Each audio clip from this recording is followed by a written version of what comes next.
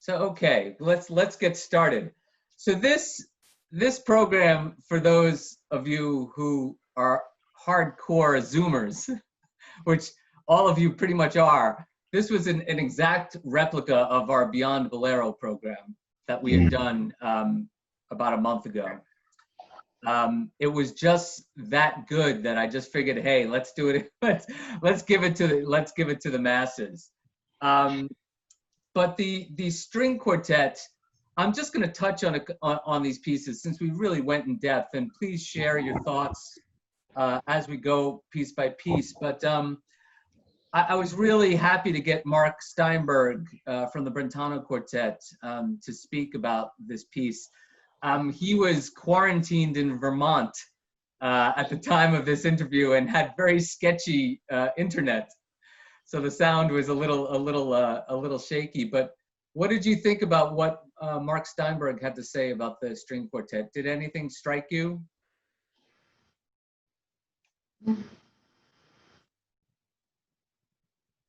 I was struck by the enlightening differences he pointed out between the Ravel and the Debussy. The different harmonic language, even though there was some intersection of the worlds that they were working in, it's very distinctive and very much Ravel and not Debussy. I had two major takeaways from my conversation with him. One was actually when we spoke about the meter of the last movement, and speaking of it in 5. And this was, when this piece was first published, as I said, Fauré was quite befuddled by the 5/8 meter. And, this is just before Stravinsky started messing around with meter all the time. So it was unusual to have a meter of 5/8 in a piece of music. But I thought Mark's comment about his analogy to iambic pentameter was fascinating. Yes. That it's actually natural, in the spoken word and in Shakespeare to phrase things in 5. Can you remind me what's the year of the quartet? The year of the quartet was 1902, 1903. Yeah. So it's really before Stravinsky. I mean, it was just about, Stravinsky was about 5 years later when he was started to go. And I think I mentioned in the Beyond Bolero program that there's an instance of Tchaikovsky in the 6th Symphony, in the waltz movement, that he bars it in 5/4 meter. Da da da da da da dee da dee dee da da ya da da da da da da. So it happens. It's not that it's this came out of thin air, but it was unusual for sure. So that was one takeaway, that he just said, no, well, it's very it's actually quite natural when you think of it. And I was really struck by that analogy.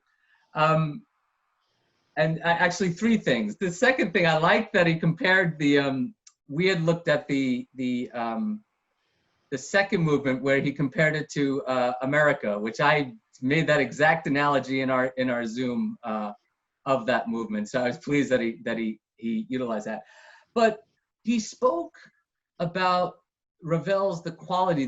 He referred to it as a Gaelic coolness in his approach to music, that the aesthetic is a bit hands-off and not very wildly passionate like for say, like Brahms is, or Tchaikovsky for that matter. That there's a sort of distance and a Gaelic coolness to Ravel's writing, and I would definitely agree with that. He was such a technician. I mean, it was so perfectly crafted. It's almost like this, figurine that he's creating, and he keeps it very, emotion is there, but it's not really omnipresent. It's sort of very understated and like he said, a little cloaked. And I think that's a real, in all the music that we played this evening, I think that was, something that tied everything together. And I think you can speak to most of his catalog in that fashion. Anybody have any thoughts about that? Is that a controversial statement, or what do you think?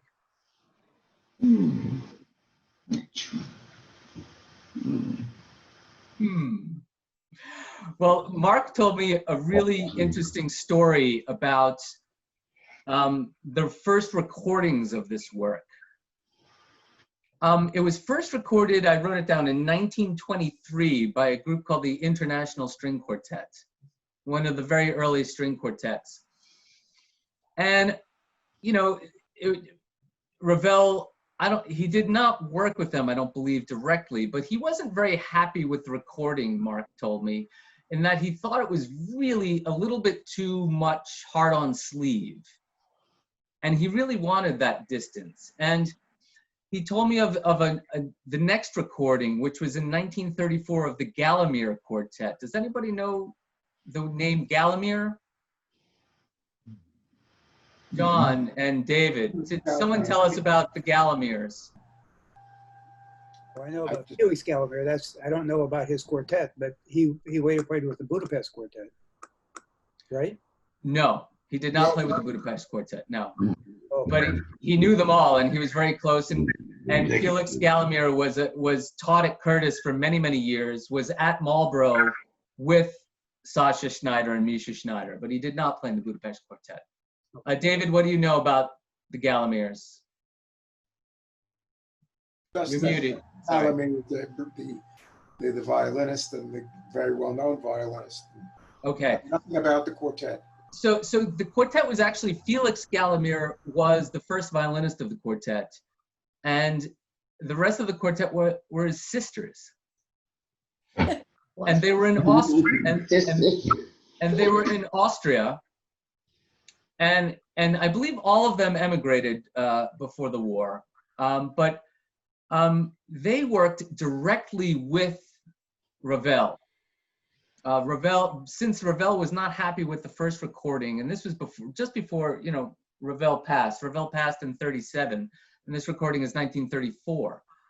And Mark said, go listen to that recording, because there's this definite aesthetic of distance and coolness to it that's quite palpable. And you can listen to it on YouTube. That recording is available on YouTube. So seek it out. Felix Gallimere is sort of an understated hero of 20th century string playing. He worked directly with Berg, Schoenberg, Webern. He was really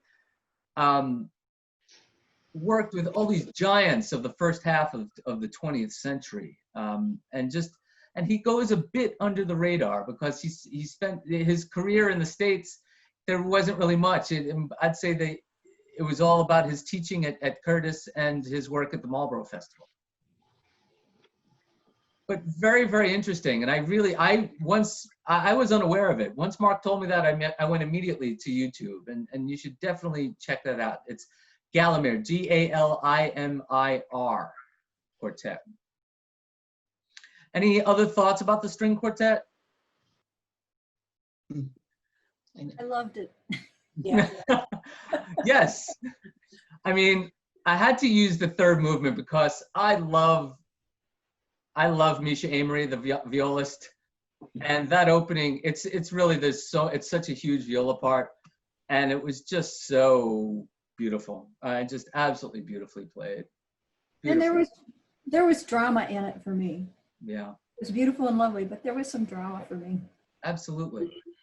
No, and that's what makes it. There's just this, you know, it's not just this stasis. It's not beauty, a stagnant beauty. There's definite tension within it. And they're just such marvelous players. I mean, you get the, you know, now you know why you see these groups that come back, you know, a lot to the series that I'm just deeply in love with them. So you'll forgive me. And the meters are very interesting. The change in meter was very unusual, and all fit together. Yeah, definitely. And Mark spoke about that in my interview with him about the use of meter in Ravel's quartet. Yeah. Let's move to the Chanson Maracas. I spent a little bit of time. I only mentioned in passing about the second movement, which is the most striking movement of the works. But I wanted to give you the actual text of the song, of the second song, which is a song of protest. And I think it's very well ahead of its time and very salient these days. Here's the text. Awa, beware of white men, dwellers of the shore. In our father's time, white men landed on this island. They were told, here are our lands, let out your women work them, be just, be kind, and become our brothers. The white men made promises, and yet they made entrenchments too. A menacing fort was built. Thunder was stored in muzzles of cannon. Their priests pressed us on a God we did not know. They spoke finally of obedience and slavery, sooner death. The carnage was long and terrible, but despite the thunder they spewed, and which crushed whole armies, they were all wiped out. Awa, beware of white men. We have seen new tyrants, stronger and more numerous, setting their tents on the shore. Heaven has fought on our behalf, has hurled rains upon them, storms and poisoned winds. They are no more, and we live, and live in freedom. Awa, beware of white men, dwellers of the shore. Derek, where does that text come from? It's the French poet. It's a French poet that lived in Africa, and I'm sorry, his name, it starts with a P, and I don't have it. I mentioned it in the last thing. It's a French poet who lived in Africa and saw this happening. And a French poet, I believe, from the 18th century. 18th century. 18th century, yeah, which is very, very interesting. And so picture this. This is, 1925, and he's using this as a basis for his songs. I mean, very, very ahead of his time, for sure. I pulled up some, I mentioned that this piece was commissioned by Elizabeth Sprague Coolidge, who commissioned all these other wonderful works, and who, has a local connection with South Mountain Concerts. I pulled up letters from Ravel to Coolidge, just one letter to Coolidge, and basically that he's late in delivering the work. And this is from December 19th, 1925. Dear Madam, I did not leave Montfort all summer, thereby hoping to be able to finish the 2 chansons maracas, which I had promised you, and a sonata for violin and piano, which I had begun almost 2 years ago. I had to abandon these projects. All of my time was occupied correcting the orchestral proofs and then directing the rehearsals of La Femme et le Sortilège, which the Opera Comique will present on January 23. The next day I will be leaving on a journey which will last more than 2 months. You can imagine how very sorry I am to have broken my word. Of course, this is only a delay, and as soon as I return towards April, I'm counting on resuming work. I trust that you will pardon me, and believe me, dear madam, yours very truly. Oh, God. So he was sweating a little bit, and this was in December.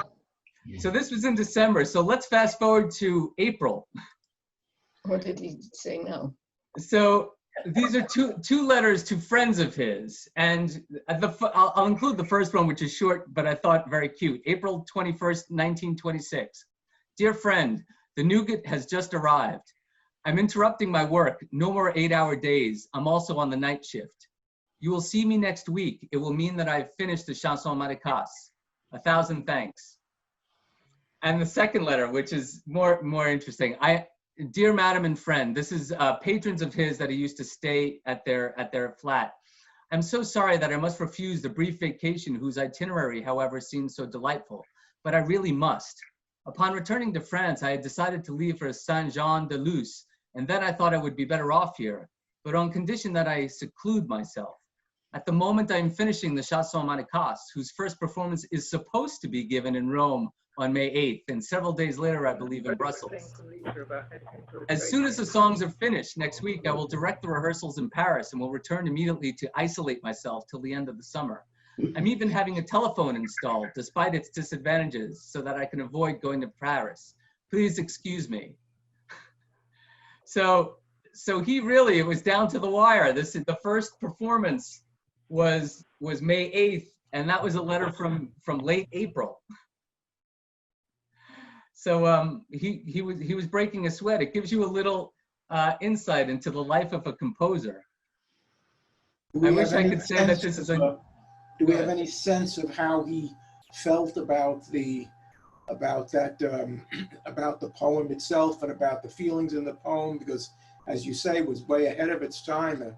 You think like plus ça change, plus c'est la même chose.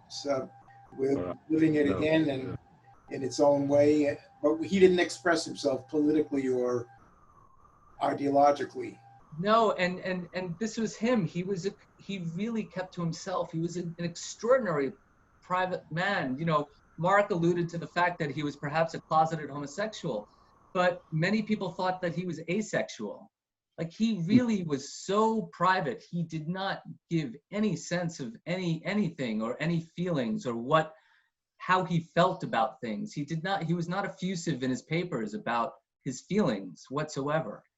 So I wish I could speak to that a little bit more, David, but I can't. But I wish that, I was just about to say that I wish that the lateness of composers was an unusual thing. Oftentimes, composers are up against the wall and trying to finish pieces. It happens more often than not. So Famously Mozart. Famously Mozart, yes, with Marriage of Figaro, with the parts still being wet at the premiere. So When you were introducing the songs, you mentioned that Ravel had referenced Arnold Schoenberg as influence. Can you say more about that? Or did I alluded to it in my last peek on Beyond Bolero. He could have been alluding to Pierrot Lunaire, which has a similar instrumentation. I think it speaks more to the dissonance, the use of dissonance in this piece, that it's really fraught harmonically with dissonant everywhere. It's not atonal, but certainly there's a predominance of dissonance in this work when you compare it to his earlier works, for sure. But it also pairs with, you know, I think Pierrot Lunaire. I think definitely he was influenced by Pierrot Lunaire in scoring this piece. Because Coolidge specifically didn't ask for songs, she asked for chamber work. And it was Ravel who chose the subject matter and Ravel who chose the instrumentation. So Derek, do we have any information about the public reaction to these pieces, especially that one piece? Or Coolidge's reaction to it. You know, I really looked. I dug up this book that it's wonderful, and I ordered it on Google Books, and it's really all of his papers and letters, and I forget the name of it. I can pull it up here. A Ravel reader, and it's all of his correspondence and things, and I really couldn't find anything, and I was looking, believe me. That's not to say that it doesn't exist. I just didn't mine it deep enough to find that answer. Isn't there a book on a biography of Ravel by R.B. Orenstein? Yes, that is the biography. Yes, yes. Any other thoughts about Chanson Manicas? I didn't want to touch on Gaspar. Gaspar is Gaspar. Gaspar is just, you know, again, an incredible performance by Grosvenor. Just ridiculously impressive, I'd say. Just takes your breath away. The way he throws off these extraordinarily difficult passages, it's really was stunning in the concert hall, was stunning when we did the Bolero, Beyond Bolero Zoom session, and still stunning again when I heard it on the radio tonight. Yeah, great stuff. Heard pieces by other like that in performance, but with two pianists instead of one. Yes. That was amazing. Absolutely, absolutely. So since this is the only show that I've done that's literally, I focused on the same music that I did in the Zoom session before, and we can, if you missed it last time, you can go on our website and it's all of the background and us talking about these pieces is there. But I thought that I would play a couple chamber pieces that are unfamiliar and rarely played of his. The first of which is about 10 minutes long, and I hope you'll bear with me because I was deciding, oh, should I play this or shouldn't I play this? But you really should hear this piece. It's the introduction in Allegro, which was written in 1905, which was directly after his success of the quartet. And it's scored for harp, flute, clarinet, and string quartet. And it's just an incredible piece. And so let's give a listen to this. I'm gonna share.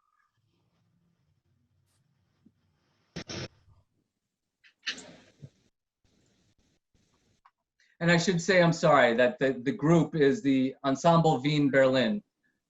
Great recording on Deutsche Grammophon. Here we go. This is Ravel's Introduction in Allegro.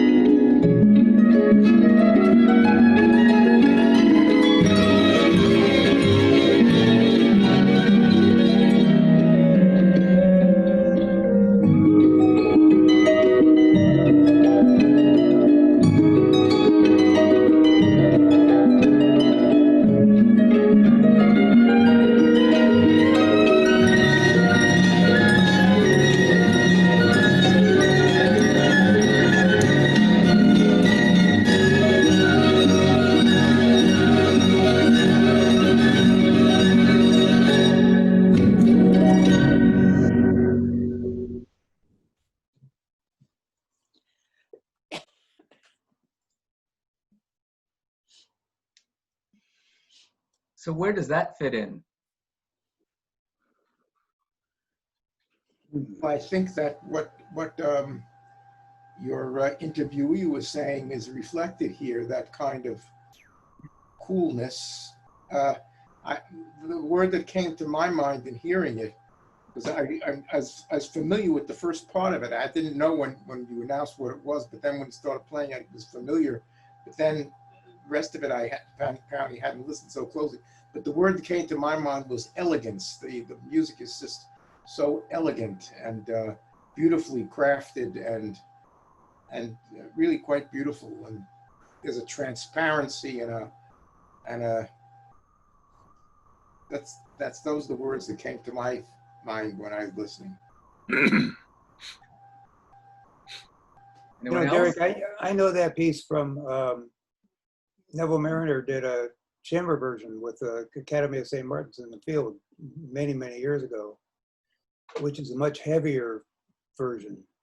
And I really like this chamber version, which is obviously the original one, right? Yes. Yeah, much better. It is much more transparent and clear. It's a lovely piece. I find the same thing with performances of Verklärte Nacht. When it's done in string orchestra, I don't think it's quite as successful as when it's a string sextet. I agree with that. There's a reason why the composers wrote it the way they did. That's right. Anyone else? Thoughts? I mean, it's such a and I think David spoke to it, there's a coolness and elegance to it. It's very impressionistic. I mean, this is almost in the Daphnis realm where it's just this, the harp helps and gives it that sense for sure. But there's another piece that this piece is paired with oftentimes on disc and in performance. Does anybody know the other piece?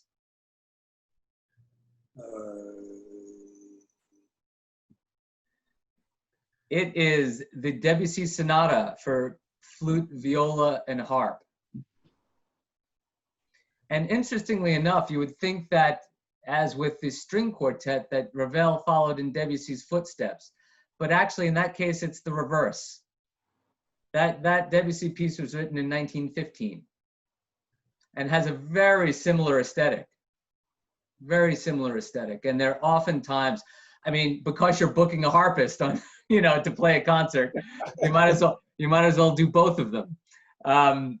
But that's also, it's a really, really wonderful piece. It's a wonderful, wonderful piece. I was going to say something. The first, sorry. I knew there was something I was forgetting. The first time I ever heard this piece, I was very fortunate as a senior at Juilliard to go on tour to the Avion Festival in France. And at the time, Rostropovich ran the festival. And now actually the Modiani quartet runs the festival, the Modianis who come to the series. And I had the great pleasure of playing under Jean-Pierre Rampal for his conducting debut with Eugene Isteman playing piano, doing the Emperor Concerto, and then we did the Beethoven Seventh on the second half. But Rampal did this piece at Evian, and my friend who's from school, the clarinetist, played the clarinet part and was able to play with Rampal. And that was kind of a big deal, and that was the first time I had heard the piece. It was really, really memorable. Really memorable. It's such an evocative, lovely, lovely, lovely piece. Yeah. Eric, I don't know what to make of it, but I just found what struck my ear is that, you get all of these phrases, many of which are repeated twice, and then like he'll move somewhere else. I don't have certainly anything intellectually to make of it. And, as far as how I, felt about it, I'd probably even have to think about that. And I think it probably made me feel like, I don't know, there was like this stability, instability thing kind of working, with me when I hear it. There's some sort of comfort from, hearing the same thing twice, but then you're still not sure where he's going to lead to the next time, be it, harmonically or tonally. I can't make, much real kind of articulate sense of it, but just liked it. No, that's great. No, it is repetitive for sure, and that's a really good observation about it going twice. He messes with it on the repeated sections in its meter and slightly in its harmony, and that's how he gives it a little spice to make it not redundant. He messes with just a 1 bar of meter. Well, he'll mix the meter in, and we'll give it a little bit of extra interest in it.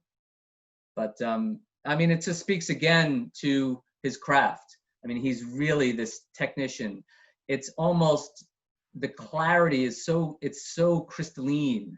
It's pointillistic. You can almost see it. You get the grand sweep of it, but then you see the points making the gesture. It's really remarkable, actually. I've got a quick ditty, which is a late work of his, 1920 to 22. And again, a piece that you don't hear a lot. And it's a really, really wonderful piece. It's the Sonata for Violin and Cello. And I have a performance here by the Capuçon brothers, Renaud Capuçon, the violinist, and Gautier Capuçon. So here's the first movement. It's just 5 minutes of Ravel's Sonata for Violin and Cello. And maybe I should share the audio with you. I think that would be an excellent idea. Hold on.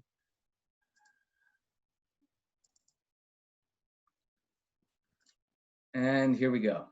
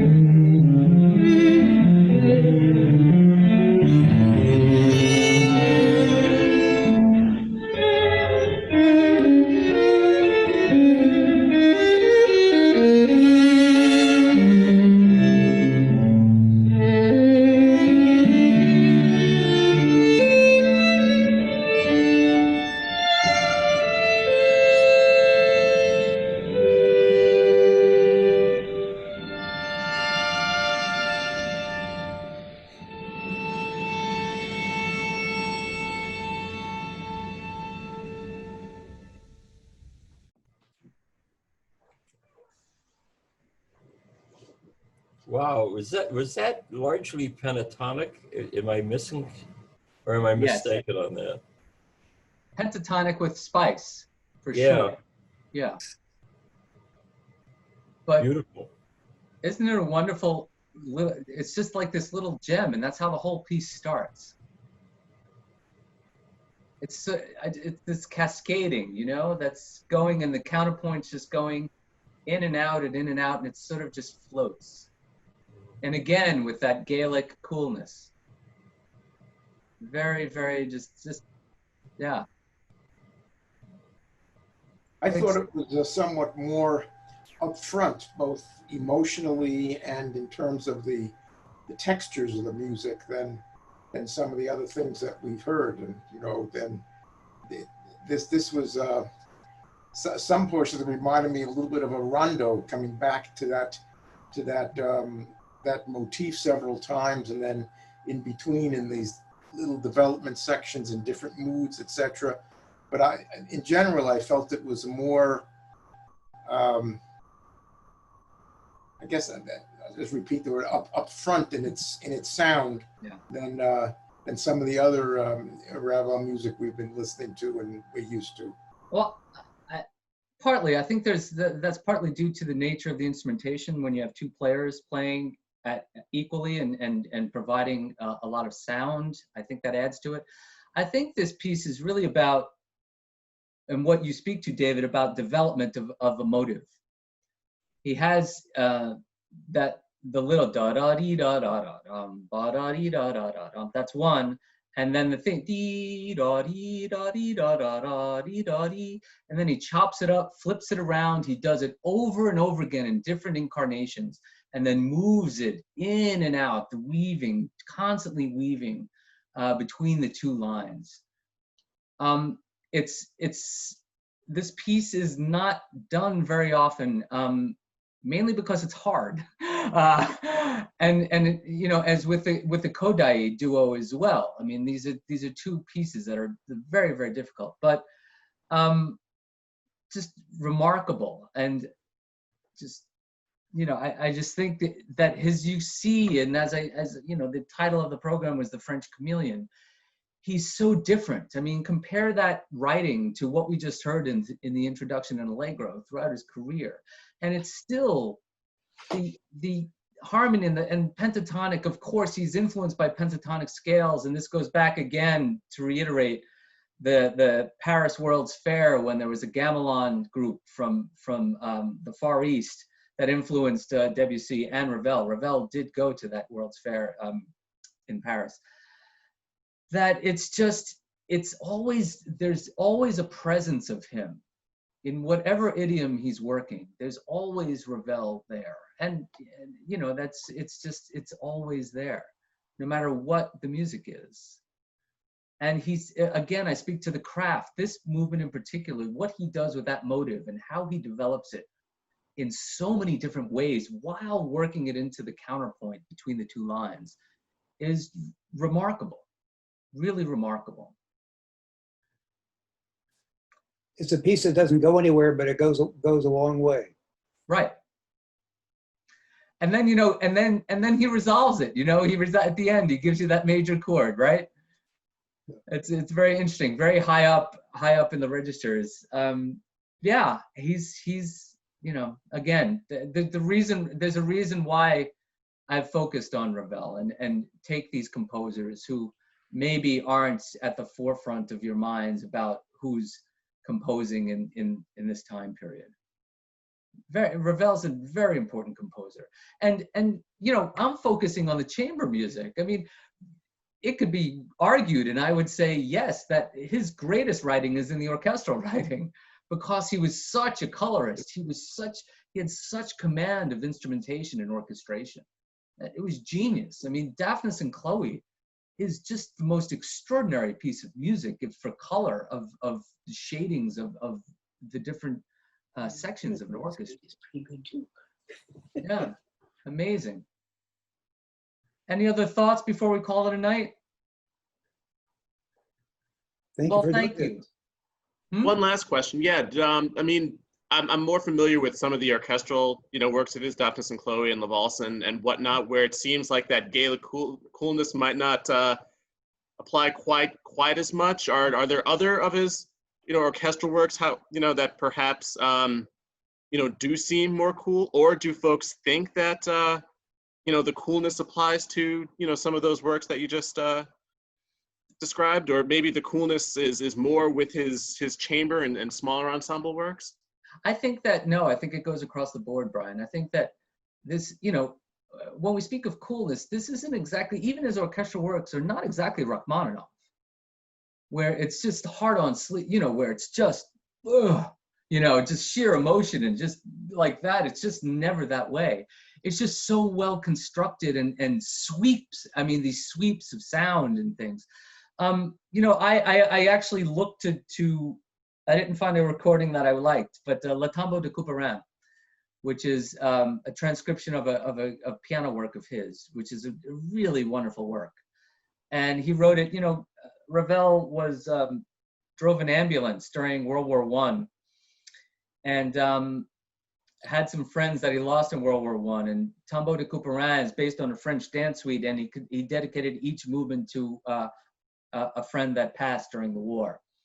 So Tombeau de Couperin, I would really recommend that. I couldn't find a YouTube that had it intact with the major orchestra. There's a Berlin, if you subscribe to the Berlin Philharmonic, they have it. And Albrecht Meyer, who's one of the great oboists of the last 20 years, is on that recording. I say that because Tombeau de Couperin is almost like an oboe concerto. I mean, it's such, I mean, it's incredible writing, incredible writing. Mother Goose Suite, there's all sorts of things. Derek, Mother Goose Suite always makes me cry at a certain point, so there is some emotion there. No, I mean, we can't, it's not a black and white thing. When we talk about the coolness, it's just about a distance. It's there, but it's not, he's not embracing you in it like that. It's never, it's not like that. We don't mean to say that there's no emotion in Ravel. No, not in any stretch. So, anyone else? Thank you. Thank you very much. Thanks, Derek. Thanks for coming. So next week we do Bela Bartok. Beware WMHT audiences. So thanks again for coming, everybody. We'll see you next week. Thank you much. Take care. Have a good night. Take care, everyone. Good night. Night. Leave.